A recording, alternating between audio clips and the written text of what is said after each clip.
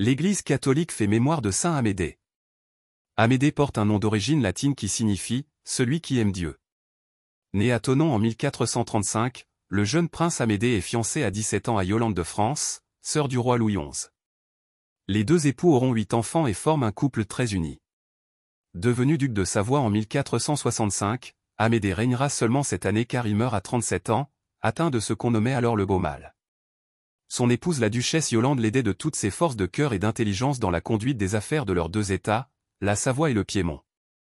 Considérant son épouse bien plus douée que lui pour la politique et l'administration, Amédée lui laisse volontiers le pouvoir.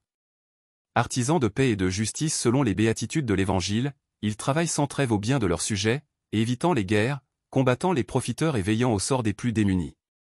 Témoin de la compassion d'Amédée envers les malheureux, son frère François Sforza, duc de Milan, disait « Partout il fait meilleur d'être riche plutôt que pauvre, sauf chez mon frère Amédée, il met les pauvres à l'honneur et les riches au rencard. » Le duc Amédée consacrait le meilleur de son temps à la prière et à la pénitence, grâce à l'aide de son épouse pour gouverner.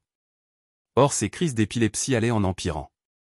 Ses proches s'attristaient de voir leur seigneur si souvent humilié par ce mal incurable.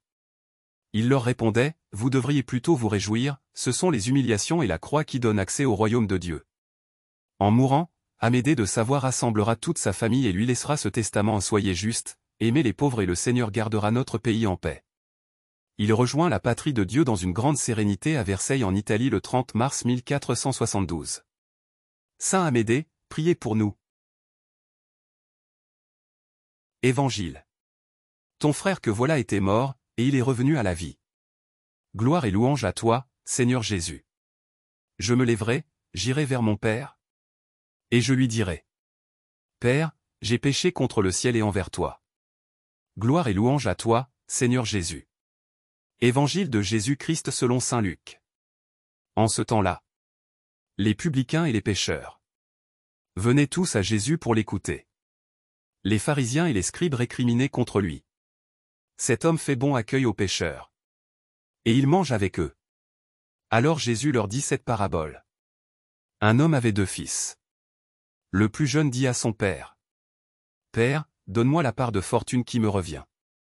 Et le père leur partagea ses biens. Peu de jours après, le plus jeune rassembla tout ce qu'il avait. Et partit pour un pays lointain. Où il dilapida sa fortune en menant une vie de désordre. Il avait tout dépensé. Quand une grande famine survint dans ce pays. Et il commença à se trouver dans le besoin. Il alla s'engager auprès d'un habitant de ce pays. Qu'il envoya dans ses champs garder les porcs. Il aurait bien voulu se remplir le ventre. Avec les gousses que mangeaient les porcs.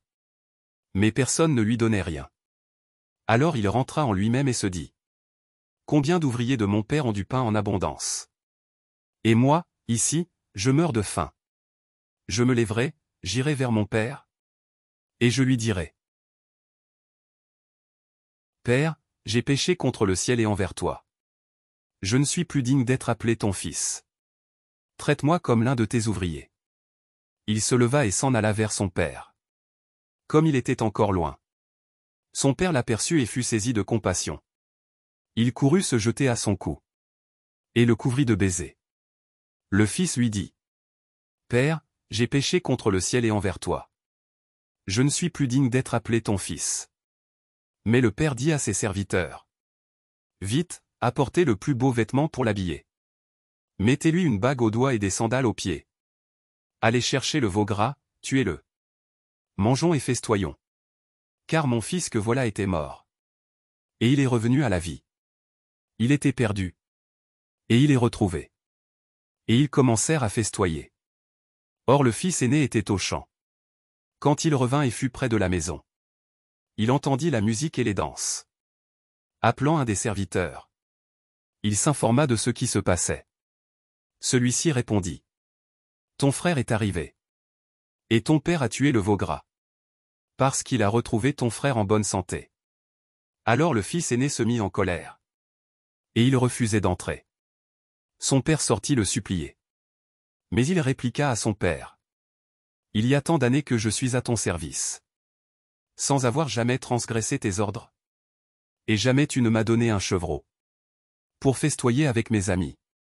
Mais, quand ton fils que voilà est revenu. après avoir dévoré ton bien avec des prostituées. Tu as fait tuer pour lui le veau gras. Le père répondit. Toi, mon enfant, tu es toujours avec moi. Et tout ce qui est à moi est à toi. Il fallait festoyer et se réjouir. Car ton frère que voilà était mort. Et il est revenu à la vie. Il était perdu. Et il est retrouvé. Acclamons la parole de Dieu. Louange à toi Seigneur Jésus.